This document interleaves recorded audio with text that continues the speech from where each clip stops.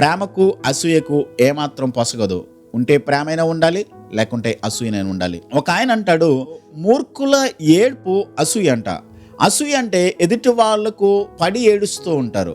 నిజంగా మనలో టాలెంట్ ఉంటే, నిజంగా వాళ్ళకి జ్ఞానం ఉన్నట్లయితే వాళ్ళకు కూడా కష్టపడి పైకి రావచ్చు కదా. ఎదుటి వాళ్ళకు పడి ఏడవడం ఎందుకు? ఈ రోజున మరొక వాస్తవాన్ని నేర్చుకోవడానికి ప్రయత్నించేద్దాం.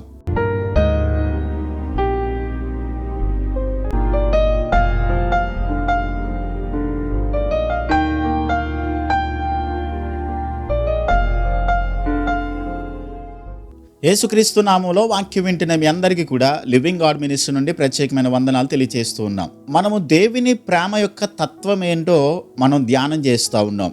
అపోస్తలుడైన పౌలు కొరింథీయులకు రాసిన మొదటి పత్రిక 13వ అధ్యాయము 4వ వచనం నుండి ఉన్నటువంటి వాక్యాన్ని ఆధారం చేసుకుని దేవుడు ప్రేమ స్వరూపి అయి ఉన్నారు. ఆ ప్రేమలో ఉన్నటువంటి గుణ లక్షణాలు, ఆయన యొక్క తత్వం, ఆయన యొక్క స్వభావం ఏంటో మనం నేర్చుకుంటున్నాం. ఆ ప్రేమ తత్వాన్ని మనం నేర్చుకోవడం మాత్రమే కాదు, కానీ మన జీవితాలలో మనం అన్వయించుకుని ఆ ప్రేమను లోకానికి, ఆ ప్రేమను లోకంలో ఉన్నటువంటి దేవుని ప్రేమ తెలియని ప్రజలకు మనము పంచిపెట్టవలసిన అవసరత ఉందని మనం నేర్చుకుంటున్నాం. ప్రేమలో ఉన్నటువంటి లక్షణాలు అపోస్తలుడైన పౌలు గారు తెలియచేస్తూ 15 ప్రేమకున్నటువంటి స్వభావాల గురించి ఆయన మాట్లాడుతూ 7 పాజిటివ్గా ఆయన మాట్లాడారు, 8 నెగిటివ్గా. అంటే ప్రేమ ఏం చేస్తుంది, ప్రేమ ఏం చేయదు, ఏం చేయకుండా దేనికి దూరంగా ఉండగలుగుతుందో అన్న నెగిటివ్ విషయాలు 8 విషయాలు అని చెప్పాడు. 7 పాజిటివ్గా ప్రేమ ఇది చేస్తుంది అని చెప్తూ 8 గుణ లక్షణాలు ఇవి చేయదు, వీటికి దూరంగా ఉంటుంది అని ఆయన మాట్లాడుతూ వచ్చాడు. వాటిలో ప్రేమ మత్సరపడదు. ప్రేమకు అసూయకు అసలు పొసగదట. ప్రేమ ఉంటే అసూయ ఉండదు, అసూయ ఉంటే మన మనసులో ప్రేమ ఉండదు. ఒకటి గుర్తుపెట్టుకోవాలి, ఎదుటి వాళ్ళు బాగుపడుతున్నప్పుడు, ఎదుటి వాళ్ళు పైకి వెళ్తా ఉన్నప్పుడు, ఎదుటి వాళ్ళ యొక్క అభివృద్ధిని చూసి సహించలేకపోతున్నాము అని అంటే ఒకటి గుర్తుపెట్టుకోవాలి, మనలో ప్రేమ లేదు, మనలో మత్సరం ఉంది. కాబట్టి నిజంగా ప్రేమిస్తే అసూయ పడలేము, అసూయ పడితే ప్రేమ మనలో లేనే లేదు. ఒక ఆయన అంటాడు, ఘనతకు శత్రువు అసూయ అంట. ఎవరైనా మంచి పేరు వస్తుందంటే సహించలేకపోతే అది అసూయకు కారణం. కాబట్టి వాక్యం ఏమి సెలవిస్తుందనంటే ప్రేమ మత్సరపడదు, ప్రేమ అసూయ పడదు. ఎదుటి వాళ్ళకి అభివృద్ధిని చూసి సహించలేకపోవడమే అది మత్సరమని వాక్యం స్పష్టంగా చెబుతూ ఉంది.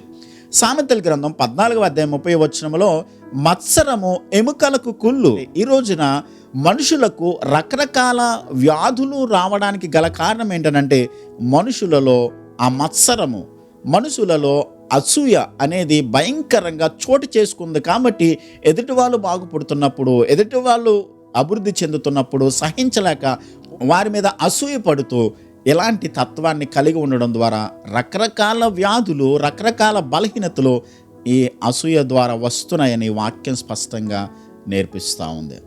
మత్సరం ఉన్న వాళ్ళు ఒకటి గుర్తుపెట్టుకోనండి, సరిగా భోజనం చేయలేరు. మత్సరం ఉన్నటువంటి వాళ్ళకి రాత్రి నిద్ర పట్టదు, వాళ్ళకి అల్సరు, గ్యాస్ట్రిక్ ఇలాంటి రకరకాల వ్యాధులు వస్తూ ఉంటాయి. ఎందుకనంటే మత్సరంతో నిండిపోయారు కాబట్టి, అసూయతో నిండిపోయారు కాబట్టి వాళ్ళ గురించి ఆలోచిస్తూ ఉంటారు, ఎదుటి వాళ్ళ గురించే వాళ్ళు ఎప్పుడూ తలస్తూనే ఉంటారు, వాళ్ళకి నిద్ర పట్టదు.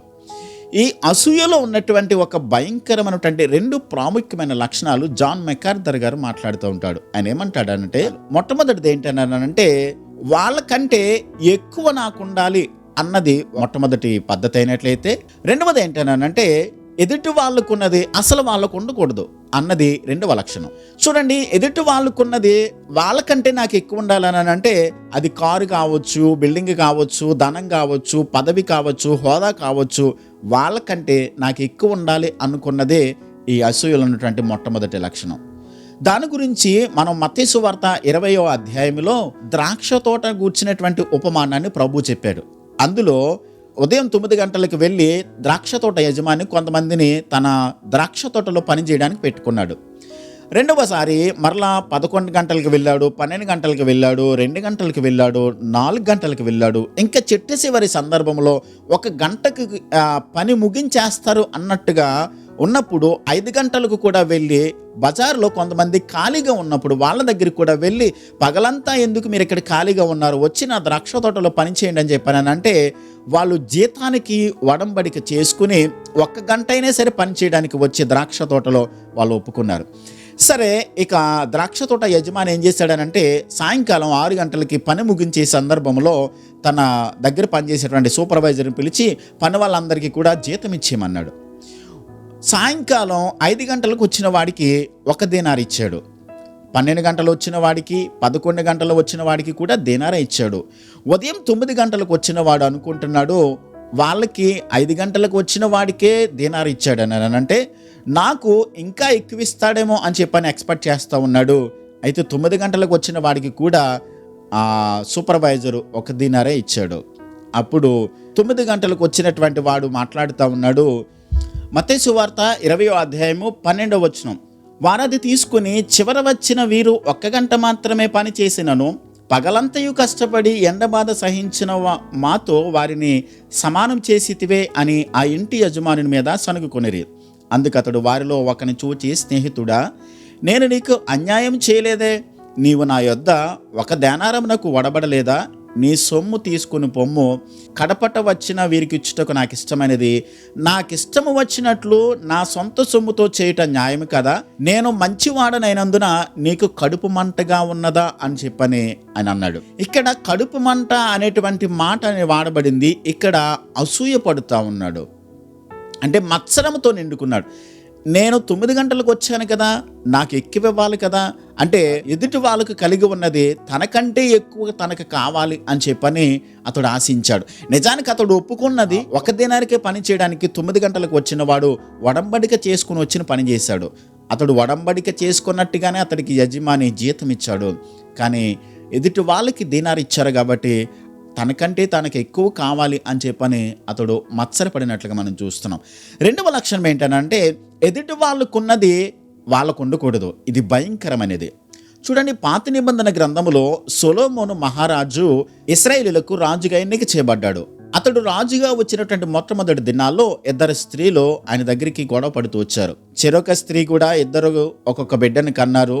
అయితే ఒక స్త్రీ తన బిడ్డ మీద నిద్రలో దొర్లి పడడం ద్వారా ఆ బిడ్డ చనిపోయింది. చనిపోయినటువంటి బిడ్డను తీసుకుని వెళ్ళి బ్రతికున్నటువంటి తల్లి ప్రక్కలో వేసి ఆ బ్రతికున్నటువంటి బిడ్డను తెచ్చుకుని తన ప్రక్కలో వేసుకుంది. ఉదయం చూసేసరికి ఇదేంటి, ఈ బిడ్డ నాది కాదే అని చెప్పని 2 గొడవ పడుతూ రాజుగారి దగ్గరికి వచ్చారు. బ్రతికున్నటువంటి తల్లి ఆ బిడ్డ నాదని అంటుంది, చనిపోయినటువంటి బిడ్డను తల్లి అది బ్రతికున్నది నాదని అంటుంది. అప్పుడు రాజుగారు అన్నాడు, కత్తి తీసుకుని రండి, బ్రతుకున్న బిడ్డను 2 ముక్కలుగా చేసి చెరో సగం ఇచ్చేసేయండి అని చెప్పానంటే అసలైనటువంటి బిడ్డ యొక్క తల్లి ఏమంటుందని అంటే, అయ్యా రాజుగారు బిడ్డను చంపొద్దు, నా బిడ్డ ఎక్కడున్నా పర్వాలేదు, వాడు బ్రతుకుంటే చాలు అని చెప్పని అసలైనటువంటి తల్లి పలికింది. అప్పుడు రాజుగారికి అర్థమైంది ఈమె నిజమైనటువంటి తల్లి అని చెప్పని. కానీ బిడ్డను కోల్పోయినటువంటి తల్లి ఏమంటుందో తెలుసా? అయ్యా బిడ్డ ఎవరిదైనా సరే 2 ముక్కలుగా చేసేసేయండి, 2 ముక్కలుగా చేసేయండి. ఇది భయంకరమైనటువంటి అసూయ. ఎదుటి వాళ్ళకున్నది వాళ్ళకు ఉండకూడదు. కాబట్టి తన బిడ్డ ఎలాగూ చనిపోయింది కాబట్టి ఎదుటి వాని యొక్క బిడ్డ కూడా 2 ముక్కలుగా నరికేసి చంపేయాలని చెప్పని ఆశపడుతూ ఉంది.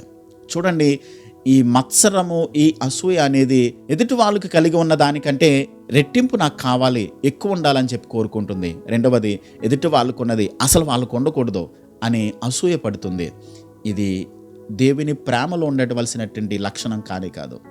ఈ మత్సరము, ఈ అసూయ అనేది దేవుని ప్రేమలో ఉండేటువంటి స్వభావం కానే కాదు, ఆయన తత్వమే కాదు. కాబట్టి దేవుడు ప్రేమ స్వరూపి, దేవుడు ప్రేమ గలవాడు అని చెప్పుకుంటున్న మనమందరము కూడా, దేవుని వెంబడించే ప్రతి ఒక్కరు కూడా నేర్చుకోవలసిన, అనుసరించవలసిన, గ్రహించవలసిన ప్రాముఖ్యమైన సత్యం ఏంటంటే ప్రేమ మత్సరపడదు, ప్రేమ అసూయపడదు.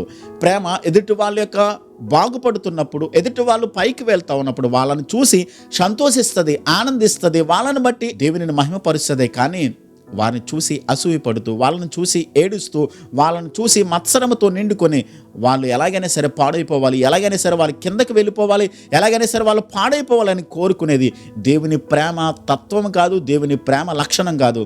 అయితే నిజంగా మనలో ప్రేమ ఉన్నట్లయితే ఎదుటి వాళ్ళ మంచితనాన్ని చూసి, ఎదుటి వాళ్ళ అభివృద్ధిని చూసి సంతోషిస్తాం.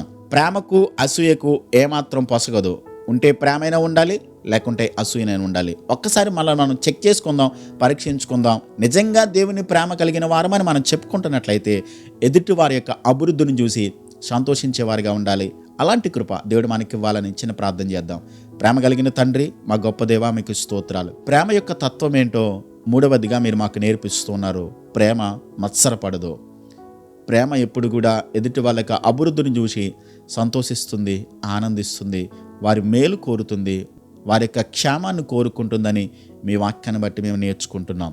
మిమ్మల్ని వెంబడిస్తున్న ప్రతి ఒక్కరూ నాయన, మీ ప్రేమను అనుసరిస్తున్నటువంటి ప్రతి ఒక్కరూ ఆ ప్రేమలో ఉన్నటువంటి తత్వాన్ని, మీ యొక్క మంచితనాన్ని మా హృదయాలలో పూర్తిగా నింపి తండ్రి నాయన, ఎదుటి వారి యొక్క అభివృద్ధిని, క్షేమాన్ని చూసి సంతోషించేవారిగా అలాంటి మనసును, అలాంటి ప్రేమతత్వాన్ని మా హృదయాల్లో స్థిరపరిచి కృప చూపించమని యేసుక్రీస్తు నామములో ప్రార్థించి వేడుచున్నాను మా పరమ తండ్రి. ఆమేన్.